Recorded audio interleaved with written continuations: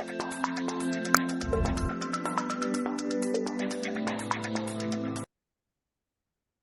hər vaxtınız xeyir əziz abituriyentlər. Bildiyiniz kimi bugün hədəf kurslarında növbəti buraxılış sınaq imtahanı keçirildi. Buraxılış sınaq imtahanı 4. Bugün onun izahını verəcəm bütün siniflər üzrə. İlk başlayırıq 11-ci sinif üzrə suallara baxmaqdan. İlk öncə onu deyim ki, YouTube-da videonun aşağı hissəsində link yerləşdirəcəm. Oradan daxil olub PDF-i həm də listinqi əldə edə bilərsiniz. Kanala abunə olmağı unutmuruq. Birinci başlayaq listeningin suallarından. Listeningin sadəcə cavablarını deyəcəm. Dediyim kimi əldə edib baxa bilərsiniz listeningin özünə.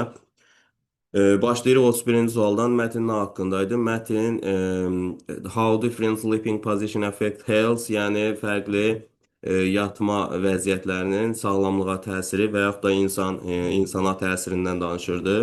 Burada 31-də cavabımız C bəndə olacaq, düzgün cavab. 32-yə baxırıq. Mətninə görə düzgün olan variantı istəyir bizdən. Deməli, burada people sleep in the same way, bu səhvdir. İnsanlar eyni formada yatır. Orada müxtəlif formada yatdıqlarını deyirdi. Expert says that people never sleep on their back. Amma orada deyirdi ki, həm beli üstə yatanlar var, həm mədəsi üzrə, həm də sağ və yaxud da sol tərəf üzrə. Yəni, həmişə beli və yaxud da arxası üstə yatmırlar. Cavabımız burada düzgün cavab C bəndidir. Sleep position can have an impact on health. Yəni, yatma vəziyyətlərinin sağlamlıq üzərində təsiri var.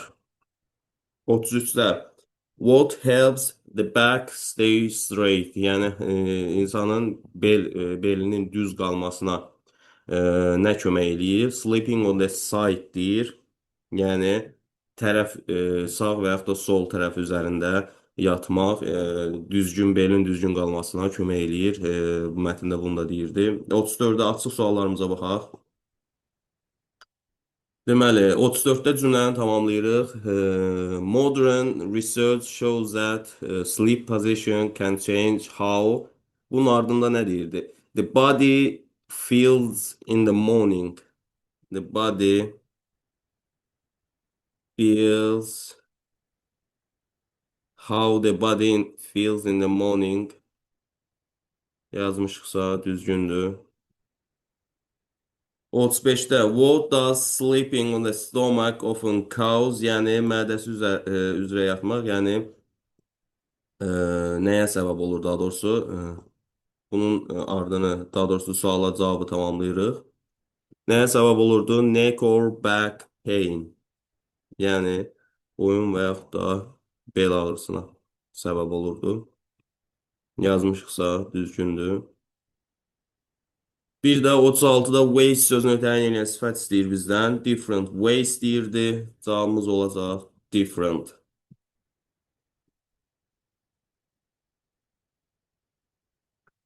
Bu oldu bizim listeningin sualları, cavabları daha doğrusu.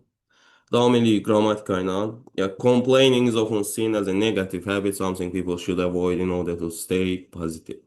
Yəni, şikayət həmişə mənfi bir vərdiş kimi görülübdür. İnsanlar müsbət, pozitiv qalmaq üçün bundan qaçırlar, uzaq dururlar. However, complaining is not always a sign of weakness or dissatisfaction. Yəni, baxmayaraq ki, şikayət heç də həmişə zəiflik və yaxud da məmnun olmamaq əlaməti deyil. When used wisely, yəni onu ağıllı şəkildə istifadə eləsək, it can become a powerful way to express needs, solve problems and improve situations.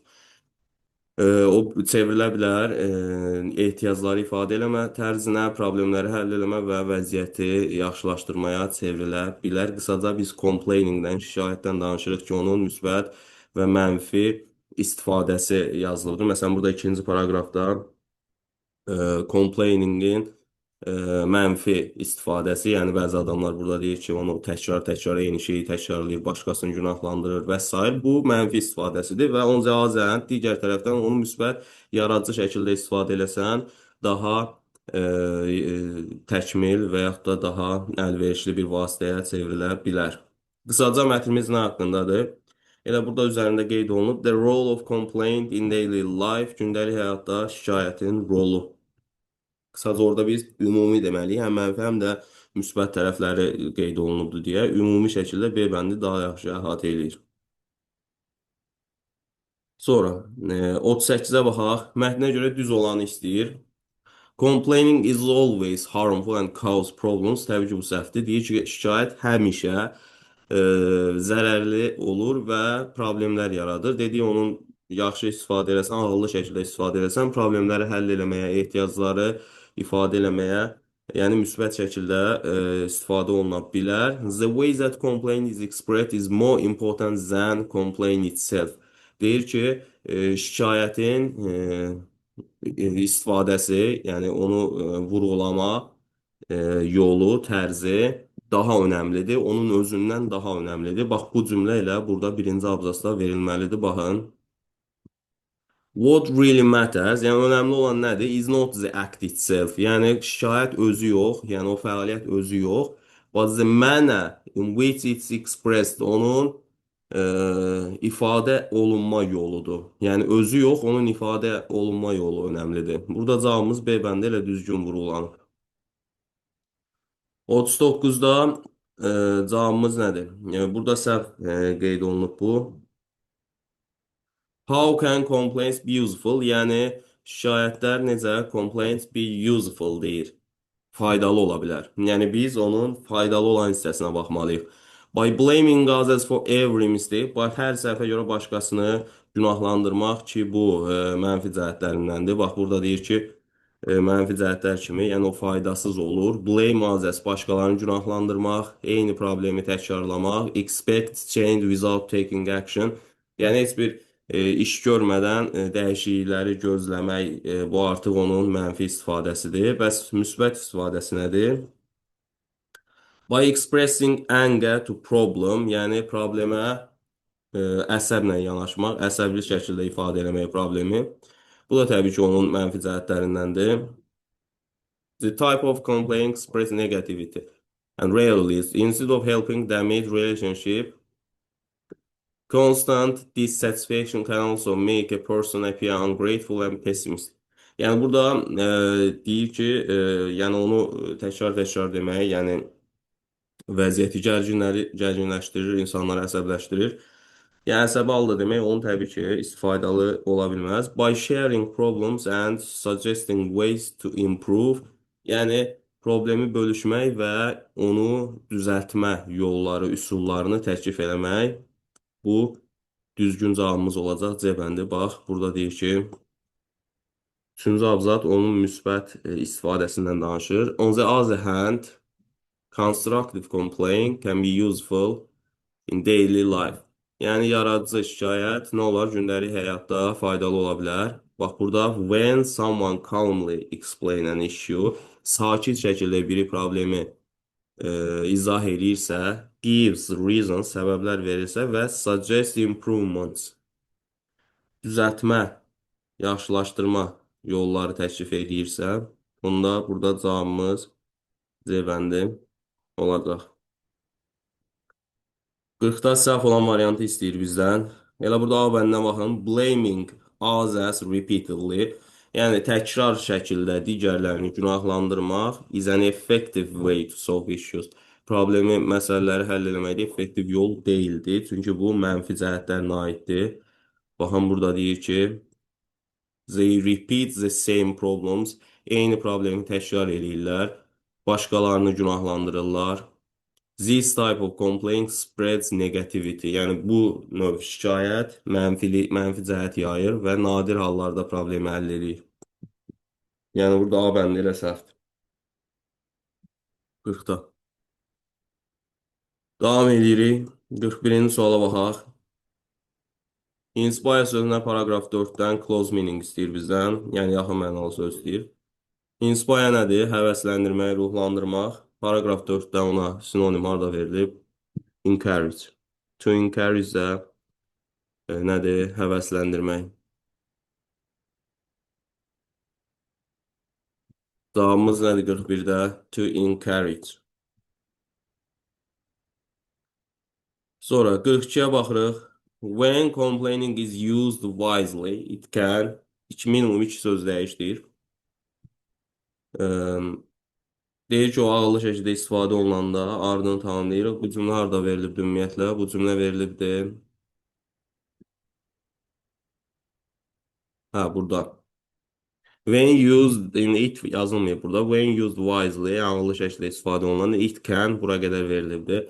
Burada bir come verə bilərik. Be və yaxud da turn-la verə bilərik. Turn. Powerful, strong-la vermək olar. Strong. Way mənə ilə verə bilərsiniz. Tərz üsul. Method-la verə bilərsiniz. Method. Expressive state ilə vermək olar. Articulate ilə vermək olar. Bir saniyə.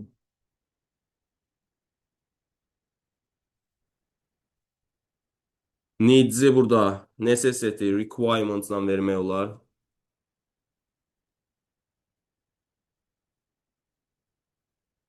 Və yaxud da requirements da deyə bilərik.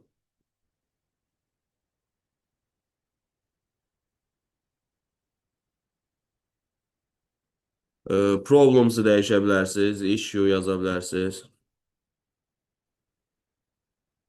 To improve-u dəyişmək olar burada. Develop və yaxud da beta. Beta özü feil kimi istifadə oluna bilər. Beta, develop. Və yaxud da situation, circumstance və yaxud da condition-dan verə bilərsiniz. Burada dəyişə biləcəyiniz xeyli söz var. Yəni burada %100 bildiyiniz iki söz dəyişsəz bəsdir. Sonra davam edirik. 43-cü sual nədir? To harm or spoil something. Paragraf 2-dən. Yəni nəyisə korlamaq, zərər vermək. Ya feil yazmalıyıq təbii ki. 43, paragraf 2. Burada hansı söz verilib, baxaq görək.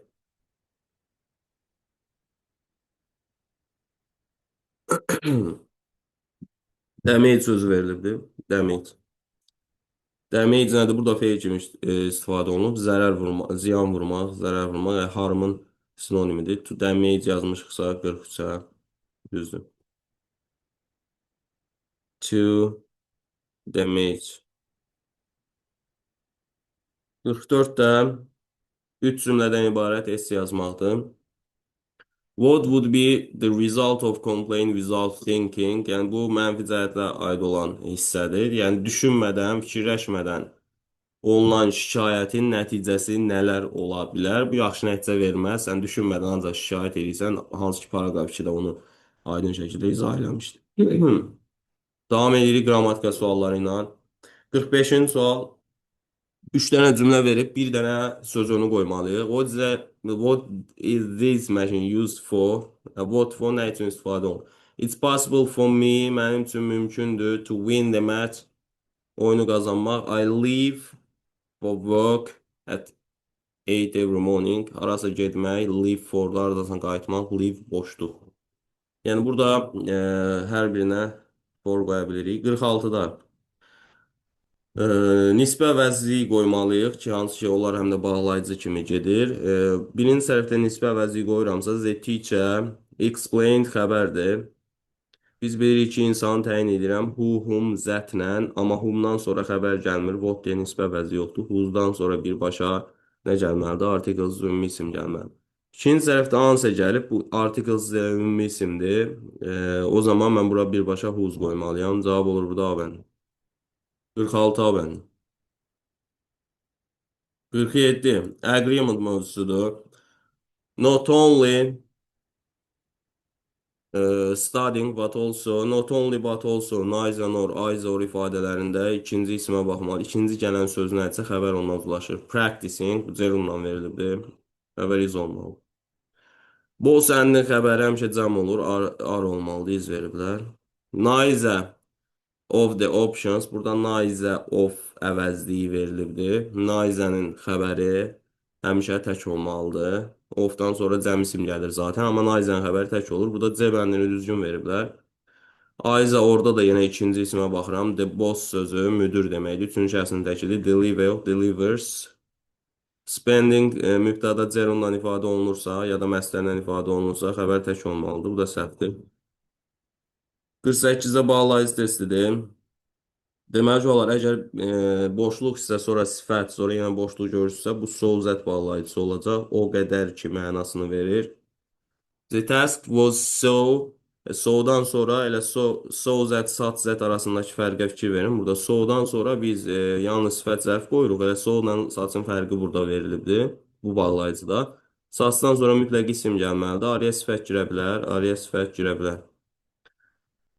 So plus sifət və yaxud da zərf də verilə bilər. So plus sifət, sonra zət nobody finishing it on time. Deyir ki, tapşırıq o qədər çətin idi ki, heç kim onu bitirə bilmədi vaxtında. Cavabımız bu daha bəndidir. 49-da sadəcə leksik testi tərcüməyə baxmalıyıq. Remind xatırlatmaq, revise təkrarlamaq, refuse rədd eləmək, reject etiraz eləmək, retire təqaüdə çıxmaq, pensiyaya çıxmaq deməkdir. She decided to early because of health reasons. Sağlamlıq səbəblərinə görə daha erkən neynəməyə qərara gəldi? Təqaüdə çıxmağa. Cavab. 50-ci suala baxaq, bağlayıcı testidir. She missed the first lecture. O birinci mühazirəni buraxmışdı, qaçırtmışdı. Burada diqqət etməlisiniz nəyə? Because of the, in spite of the, in spite-ın burada of yoxdur, bu zaten səhvdir. Bir də despite-dir. Bunlardan sonra qətiyyən cümlə gəlmir. Bunlar sözünün içində verib topluda, yadınızdadırsa. Bunlardan sonra gəlir ifadə söz birləşməsi, amma bizdə mübtədası xəbəri olan cümlə gəlibdir. O zaman sən burada bunların heç birini, bu zaten C zaten səhv idi, yaza bilməyəcəksən. Since həm də since cümlə əvvəlində gələndə görə mənasını verir. Since she missed the first lecture, yəni birinci mühazirəni buraxdığına görə, and the notes were unavailable, yəni qeydlər əlçatan olmadığına görə, buraxdığına və qeydlərin əlçatan olmadığına görə, she asked a classmate for help, sinif yoldaşından kömək üçün xahiş elədi. Bu da cavabımız A bəndə olur. 50-də. 51-ci suala baxaq. Zero'nun infinitive mövzusu yadınızdadır yəqin ki. Gave up sözündən sonra biz bilirik zero gəlir. Zero necə düzəlir? ING ilə. Birinci zərfə sən zero qoymalısan. Sözünü var. Gave up tərk etmək. İkinci tərəfdə decide feilindən sonra biz bilirik birbaşa to-lu feil, məsdər gəlməlidir. To-lu feil gəlir. Yəni burada cavabımız A bəndə olacaq. 52-də 52 yenə bağlayıcı hissəsi yadınızdadırsa, bax burada though, although, even though, hətta because bunlardan sonra bir cümlə veririk. Eyni anda baş verən hərəkəti bildirmək üçün biz while'dan istifadə edirik. She was talking on the phone while driving. O maşın sürərkən, while arkən deməkdir. Maşın sürərkən telefonla danışırdı. Burada cavabımız Y bəndidir. 53-cü suala baxaq. Complex object mövzusudur, mürəkkəb tamamlıq. Expect sonra bir dənə tamamlıq görürsənsə, bu mürəkkəb tamamlıqdır. Və expect üçüncü qrup feildir. Bura to-lu qoymalısan. Həmçinin let üstə gəlsin bir dənə tamamlıq görürsənsə, yenə bu kompleks obyektdir. Let birinci qrup feildir. Bura verb 1, yəni boş feil qoymalısan. To finish, check, A bəndi. Və kompleks obyekt şəxsə və zamana görə dəyişə bilməz. Yadınızda saxlayın. A bəndi olur. 53, 54-ə baxaq. Modal feil qoymalıyıq. Bu had beta, would razəni siz yəqin ki, Zero'nun infinitive hissəsində görmüsünüz. Had beta və would razı haqqında biz nə bilirik? Biz bilirik ki, bunlardan sonra verb 1 gəlməlidir. Yəni, feilin birinci forması. Tuzsuz ING-siz. Və təbii ki, bura qoyduğum feil artıq cümləci olaraq tamamlıq olur və o inkara düşəndə qabağına boş not qoyuram, bəs eləyir. Məsələn, bax, burada be və yaxud da not be düzgündür. Need burada özündən sonra not gəlibsə, bu modal feildir. Çünki need modal feil olanda inkarını özü düzəldə bilər. Modal feil isə sən bundan sonra to yaza bilməzsən. Have to modal feili inkarını, sualını özü düzəldə bilmir. Köməkçi feillərlə düzəldirik. Yenə burada would rather verilib, amma özündən sonra dediyi verb 1 gəlməlidir. To-lu feil yaza bilməzsən. Buradan il modal feildə özündən sonra birbaşa feil to-suz gəlməlidir. 1-5 düzgündür burada B bəndi. 55-ci suala baxaq. Qısa cavab verirəm cümləyə. Birinci cümləmizin təsdiq olduğunu görürəm. Təsdiqdirsə mən buna Ayza ilə Nayza ilə qısa cavab verə bilmərəm. Cümlənin xəbərinin köməkçi feilinin zamanını təyin edib. Burst into burst feilini bilirik ki, üç forması eyni olan feillərdəndir. Everybody də üçüncü şəxsin təkidir, törəm əvəzliyidir. Törəm əvəzliklərin xəbəri tək olur demişik. Əgər bunun sonunda s yoxdursa, bu o deməkdir ki, bu nədədir? Keçmiş zamanda. Keçmiş zamandadırsa, köməkçi feilin nə olmalıdır? Did. O zaman mənim cavabım burada nədir? Evən. 56-cı suala baxaq, zaman testidir. Birinci suallar biz ingiliscəsində zaman uzlaşmasının pozulduğu məqamlardan biri since bağlayıcısının işləndiyi məqam idi. Burada since bağlayıcıdır, zaman zərfi deyil, çünki hər iki tərəfində cümlə var. Bağlayıcıdırsa, sinsin sağ tərəfi olur keçmiş sadə zamanda, keçmiş sadə. Sol tərəfi olur indiki bitmiş zamanda və zaman uzlaşmasına baxmırsan, pozulur. İndiki bitmiş. Bu qaydadır. İmtahana da düşür. Yəni mənim burada cavabım avtomatik B bəndidir. Burada bəzi siz variantları çıxar. Məsələn, he burada üçüncü şəxsin təkidi start yox, starts olmalı idi. Və yaxud da Cavidan üçüncü şəxsin təkidi have yox, has olmalı idi. Və yaxud yenə star yox, starts olmalı idi. Burada görürsünüz elə variantların əksəriyyəti gedir. Sonra C bəndinə baxsam, burada yerləri dəyişik yazılıbdır. Sinsin sağ tərəfi əvvəldə də gəlsə, ortada gəlsə, keçmiş sadə zamanda olur. Digər tərəf indiki bitmiş zamanda olur. Burada cavabımız olur B bənd. Davam edirik. 57-ci test. 57-ci testdə make-up sentence deyir. Burada diqqət eləməlisiniz. Cümlə növləri make-up sentence həm sual, həm əmr, həm də nəqli cümlə ola bilər və durğu işarəsi yoxdur. Gərək variantlara baxıb bir-bir tapasınız. Bu cümlə nədir? Əmr cümləsidir. Protect yourself from the sun rays. Yəni günəş şüalarından özünü qoru deyir. Yəni cavabımız olacaq 5, 1, 4, 2, 3. Cavab. 58-də sözünün testidir. Woke up late Monday və yaxud da Monday morning fərqi yoxdur, 10 qoymalısan qabağına. I woke up late. Monday sözünü gördünsə 10 qoyacaqsan. Morning gəlsə də. Woke up late on Monday morning and I was late for the work, to be late for somewhere or something, nəyəsə gecikmək, gec qalmaq. I was late for the work. I arrived. Burada arrive'dan sonra in gələr, ət gələr, boşluq gələr, amma harasa çatanda harasa verilməyib. Artıq buradakı söz önü arrive'ın yox, zaman zərfinindir. Saatların qabağına biz ət qoyuruq. Arrived at 8 o'clock, cavabımız olur da bir bəndə. 59-da sinonimlər cütünü istəyir bizdən. Alter, change ikisi də dəyişmək deməkdir. Bir düzdür. Betray xəyanət eləməkdir. Believe inanmaq. Reduce azaltmaq, improve yaxşılaşdırmaq, artırmaq. Deny inkar etmək, reject də inkar etmək, danmaq deməkdir. Establish əsasını qoymaq, found da əsasını qoymaqdır. Burada cavabımız A bəndidir. 60-cı suala da baxaq. Naize dad cavabından qısa cavab verirəm. Deməli, buradan yazıram. Naize ilə qısa cavab verilibsə, cümlə inkar olmalıdır. Köməkçi feil doesdırsa, bu ya indiki sadə zamandadır cümlə. Ya da have to modal feilidir.